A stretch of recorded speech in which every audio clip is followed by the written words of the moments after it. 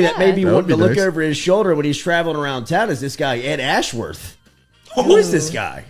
I don't know. Where Local did he lawyer come in from? town, writes a column for The Advocate. Now, this column was put up a couple of days ago and was circulating, but now it hit the front page of the published section, which who knew anybody read that anymore? But this is called a storm. Rabelais' column yesterday was featured with a guest author, local attorney here in town, Ed Ashworth, who recommended to the SEC and to the NCAA to just pull the plug on LSU basketball and football. And football. Just said, why not? Look, they have they have abused the system, and that the NCAA should make an example out of LSU's athletic two biggest moneymakers in the program. One that is a Fortune 500 company in LSU football, and the other in LSU basketball, that, you know, lives in the black, but one of a few athletic programs on campus that actually makes money. And Ashworth wants to pull the plug on both of them after the last decade of what has happened under the athletic program's facility. Now, I get it. It has not been a model citizen in the NCAA of how to conduct business. And right now, a lot of people who have looked at LSU's athletic program and waited for them to fall have now got a great seat of looking into, you know, what could possibly be for LSU.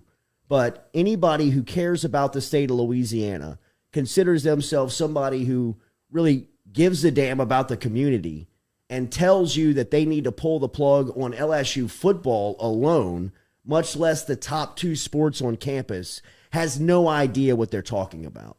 While they stand up on their ivory tower and tell and bark down at you and judge you and tell you how to live your life and tell you that you're doing everything wrong and that they're perfect living up on their mountaintop, and asking to pull the plug on two of the biggest money makers that this state, this city, this community has at its disposal, and to just take that away, what do you recommend you compensate that with? How do you fill that void of capital that comes into the community? What do you tell business owners? What do you tell people around here that thrive and live and wait on those 8 Saturdays in the fall to make pretty much their quarters in capital, in money, in profit?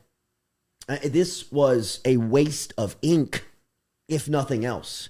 Now that it's hit the front pages of the newspaper and people are, I guess, picking it up on their local newsstand and still getting it in their driveway. But this is, at its very minimum, just dumb, stupid. I mean, like, give me some better ideas, Ed. But because this is off the table, that is not happening. I mean, and for you to believe that that is a viable option, I think shows where your concern for the community truly lies, on how could you really believe that this is a good idea? How could anybody who cares about Baton Rouge think that this would make any sense? And for The Advocate to print that on the front page of their sports section, I think gives you an idea of where their loyalty lies, really. Now, I know that it's an opinion-based column that Scott Rabelais writes routinely, and his opinion is valued within this sports market. But to take that piece of real estate in The Advocate, which people go to and read routinely, and waste it on a story like that, really, I think that's just what it is. It's a waste of time, a waste of ink, a waste of a read, because Clint all Ashworth, that is yourself. a pissed off somebody who has, looks like, you know, an axe to grind with LSU and people in the community, and, you know, put up some type of crazy scenario where the LSU football program wouldn't exist. What would you tell Brian Kelly? You just gave him 10 years, $100 million if you're LSU. What do you do legally there? Just because you want to pull the plug on the football program, what do you do with all the money invested into it? Ed Ashworth writes a lot of opinion pieces, it looks like, also in other newspapers around Louisiana. He's the director of the Louisiana Budget Project in Baton Rouge.